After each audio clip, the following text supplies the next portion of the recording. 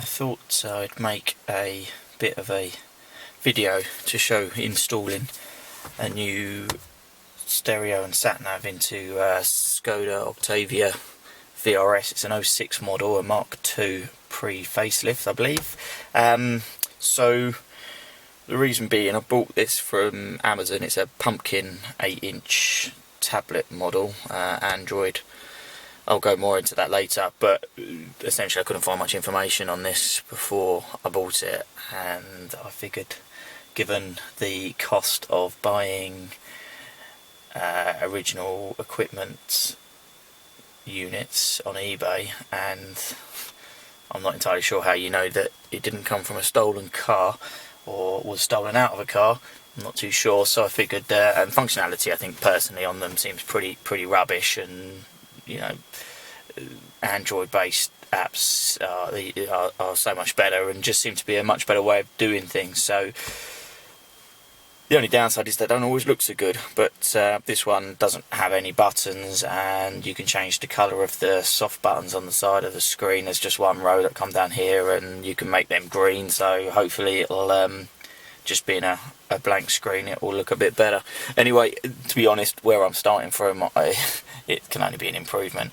Sorry to get all a bit Blair Witch at times, but so this is the current unit, I believe the most basic stream unit. All it does is stereo, like the radio, got a CD player there, there's a changer in the boot which looks pretty standard, and the only other thing it does is a parking sensor display to show you which side something's approaching the car at as you're reversing. That's all it does. So yeah, so I'm going to start off by taking this out. Let's just put you down there. Check you guys are all still looking at what I'm looking at. Cool, how's that? Right, so first things first, we've got to take this surround off. This surround has to be changed, I think.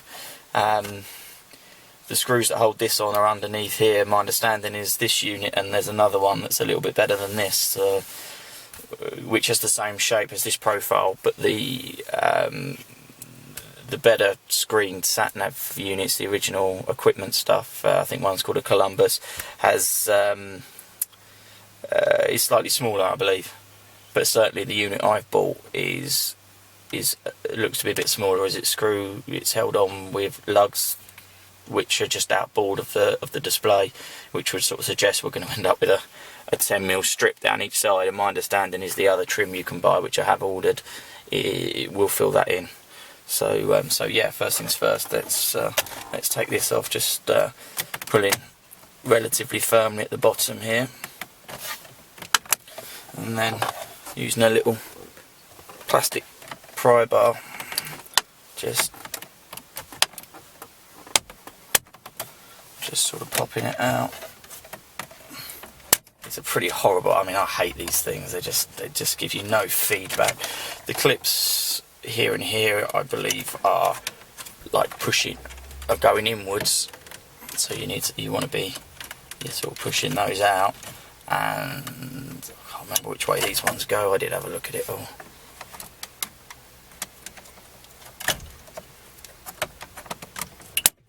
There we go.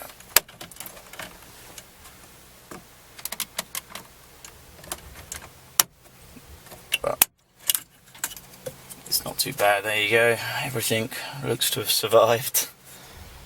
I mean, to be fair, they're fairly flexible, but not cheap. VRS Silver is 50 something quid for these. Standard issue satiny black is like a tenner, but yeah, anyway, there you go. So that's that.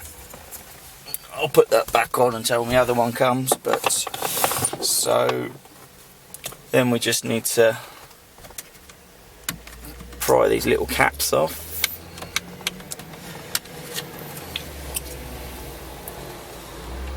Like this. There we go. And then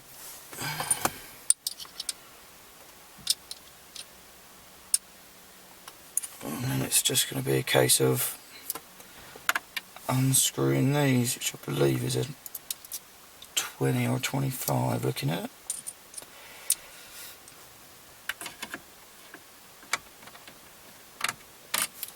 Yep, 20.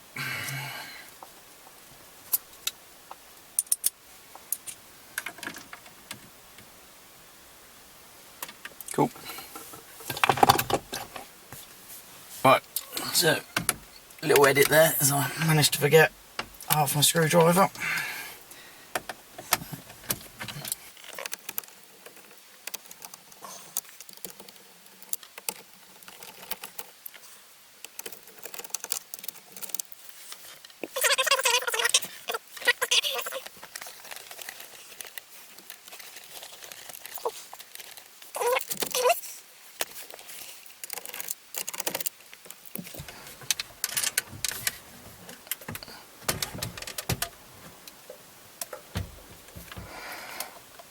Okay, so can you see here,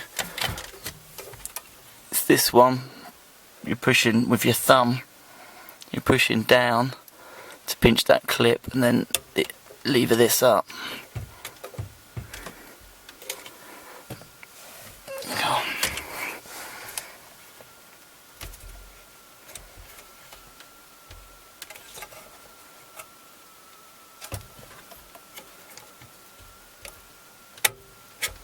There you go. See, and then it springs out. That's that. And then this looks like a little tab there. So you just pull that up, and I imagine pull that out.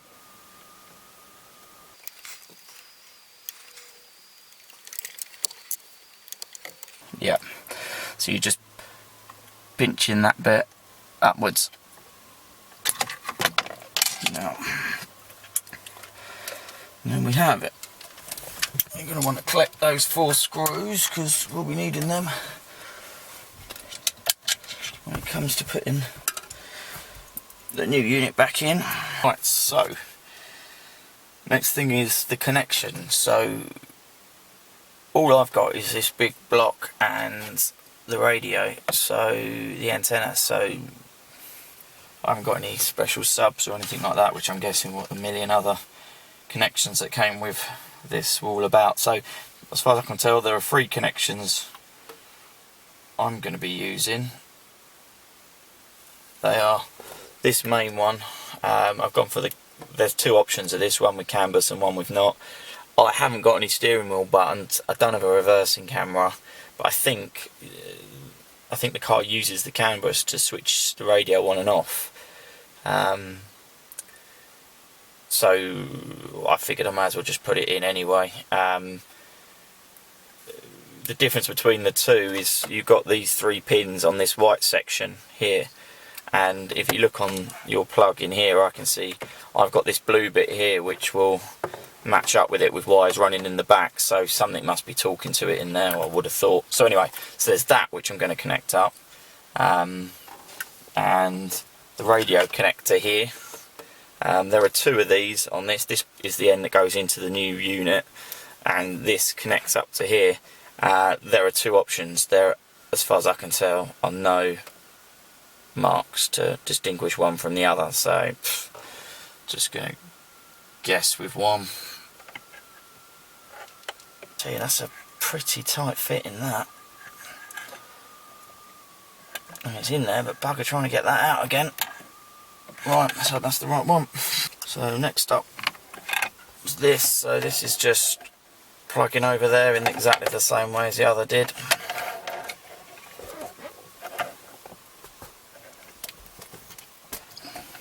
You see that okay?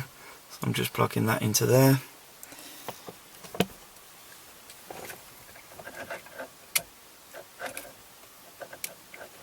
And then just pushing that lever down. So you can see I've just pushed that down until it clicks. And that's that all in there. All looks pretty good in there. It's a bit dark, I'm afraid. Okay, and then finally, for me, is this. I've just put some bits of double-sided on there. So I'm going to install this just above. There's a bit of plastic. Well,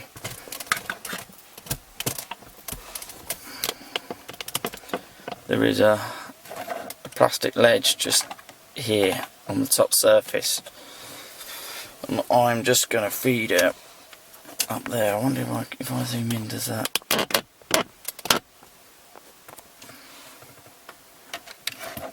So I'm just going to put it up there and stick that down. Now, this wire came with a little tie around it. I'm not a massive fan of leaving wires curled up, but given it's a lot of wire, it's not really going very far. There's going to be more stuff down here than there was, so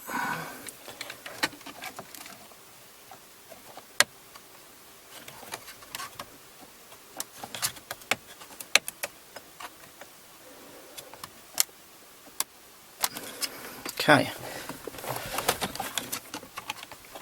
Now I doubled up the tape just to give it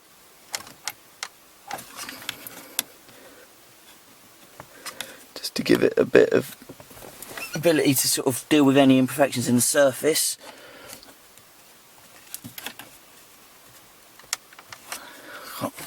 It's difficult to pinch it down, really. Right, but I think we're there. Feels pretty good. All I've done is I've overhung it a little bit so that worst case you can, push up on a bit to get it back out. But yeah, I think we're kind of there. The next step is going to be to offer up the unit, I think, and plug all this in and see what we get. Okay, so that's just the 3 connections in. Here's the unit. Hopefully you can see that all alright. So standard double DIN, connections in the back. This you just need to have a look at the pictures on Amazon, really. There's the front of it, but the bottom line is this is just what's in the box. I'm kind of assuming that you've either taken the plunge or are going to take the plunge, assuming that you can make it work in your car. And that's all I really want to show how to do. So, connections in the back.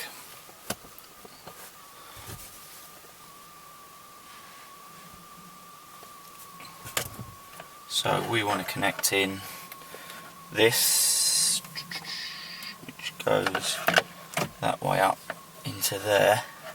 But before that, let's connect the antenna in, because that just goes in there. It's more like it. So at first that didn't really want to go all the way in, but that's it's gone. But you gotta give it a little bit of effort into that. But yeah, you kind of get a feeling when things don't look or feel like they're right. But from someone who has broken many a thing in the past, it is always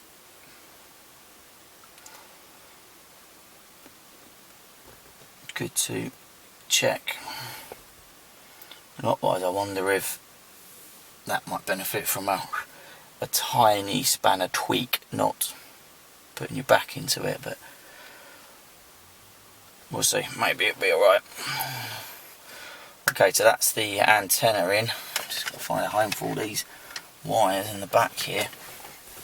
And then it's just the main connection, which goes in there, just above that fuse. Not really enough length for wire to sort of show you it all happening.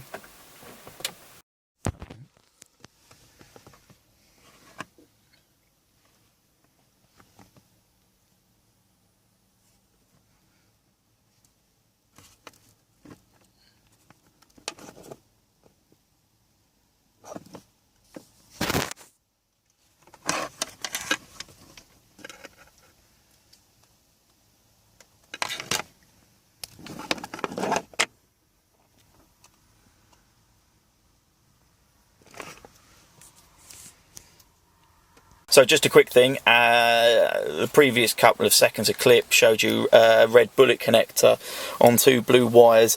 I I should have said when I was recording it, but what that is it doesn't say in the kit. When you plug this up, the radio connection is not very good, the radio reception. I'd read reviews and some people are saying brilliant radio and some people are like terrible radio, nothing in the middle.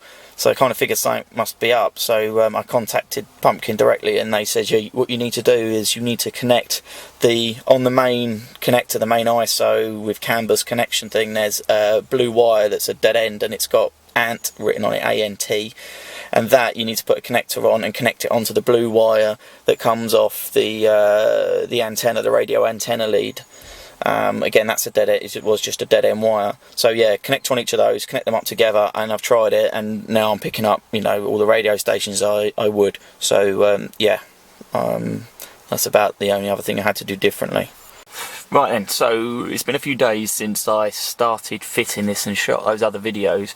Everything kind of got ground to a halt because I found that behind the unit there's heater pipes and things, solid plastic mouldings, probably the heater matrix or something.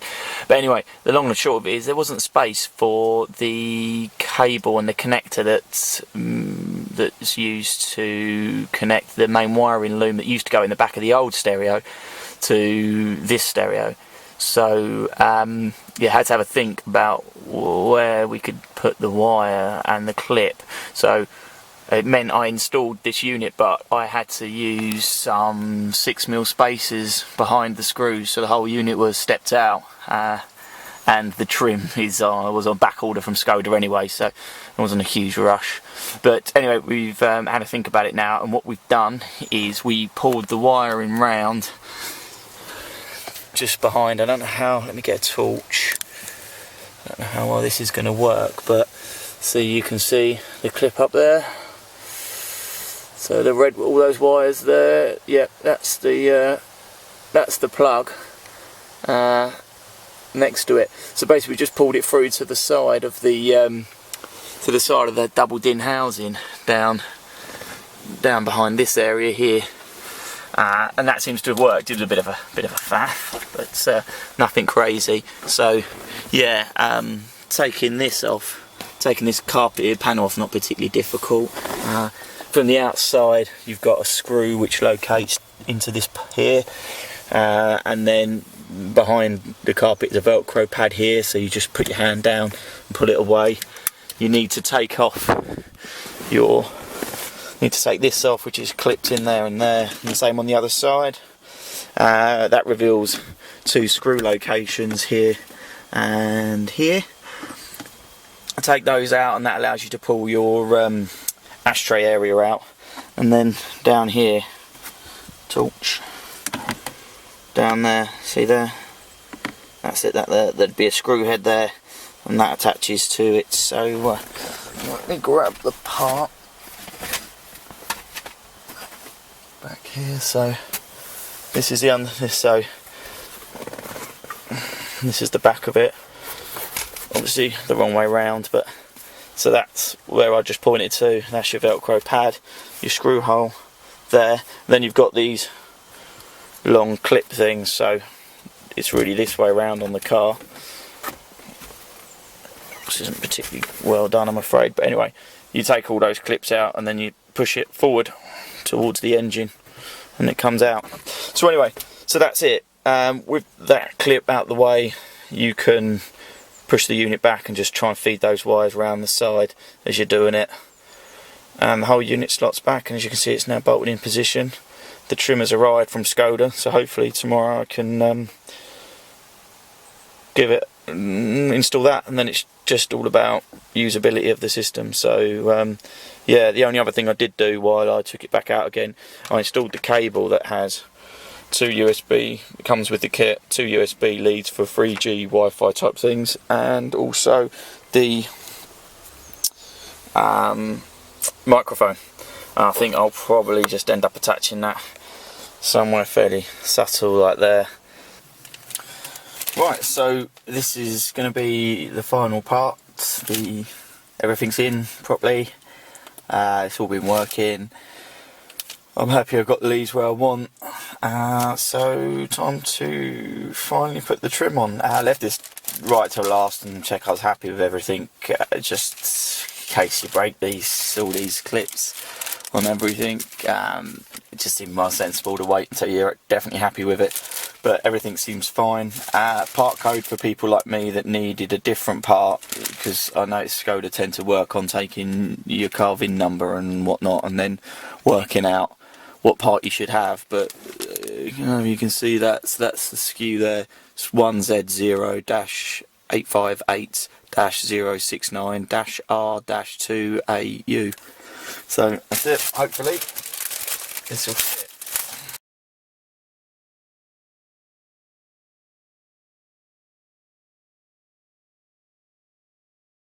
I'm totally confident that here to here was right, and like I said before, you got to worry about breaking things, so rather than forcing it in and then being unhappy with it and having to take this all back out, I just went and grabbed the screwdriver, just slacked these off and just tried to reposition this. But in all honesty, this is really located pretty well in by the double din housing behind, so there's not really any movement. But all I did do was just undo them, make sure I was applying a bit of upward pressure and nick them back up. I don't think it really made any difference, but just in case, I thought it'd be good. So like I say, it's sort of best to err on the side of caution with these things, especially given the cost of this silly bit of trim. So hopefully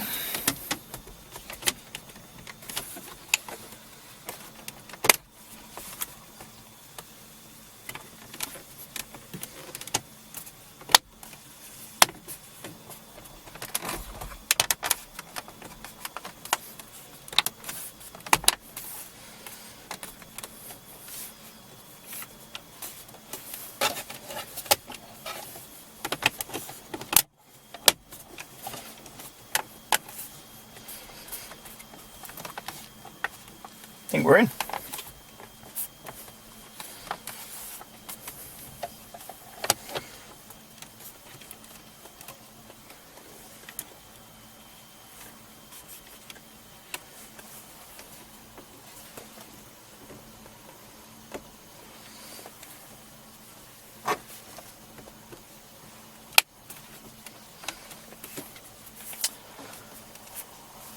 So there it is. I think that means this can come off.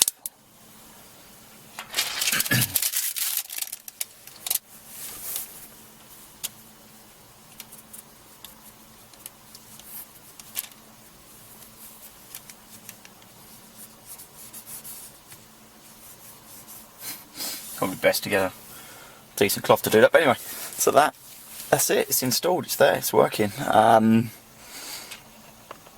Like I say, this video was really, just move this in here so you can kind of get a bit of an angle shot at the whole thing. This video was really just about showing that you can fit it. I probably should have said right at the beginning, but I didn't. This on Amazon's site doesn't actually say it fits this model. It says for Octavias it's 2009 onwards, I think, or 2009, 2011. Check for yourself. But this is an 06 model. I got in contact with them. We had a few photos backwards and forwards and things, and they said they reckoned it would be fine. So I just wanted to sort of document this so other people can see that if they want to go this way, that yeah, that it does work. But I think you agree, it looks pretty sweet. So yeah, it certainly doesn't look horrible and cheap and nasty. So that was the biggest thing. I just didn't want something that looked totally out of character in the car. But I'll make another video of the whole thing running and the operation of it and what I think to it once I've used it for a week or so. I'll probably do that at night so you can see all the buttons lit up, and also it'll be a lot easier to see the screen. But yeah, so there it is. It's all in, it works. I've got the microphone, I put it up here, you can see it just here. This is the external mic, so the wire just runs down there, and then behind this panel and into behind this here, like I showed you earlier. So yeah, that's it. And then if I ever want to get at my USB connections, all I've got to do is pull this out of here, pull the ashtray out and clip this up and undo those screws, pull that out, and it's there. So yeah, and if need be, if you want to use them regularly, I suppose you could put a hole in the back here and feed them through, seeing as, let's face it, ashtrays in cars are a little bit obsolete these days. So there you go. Right, all done.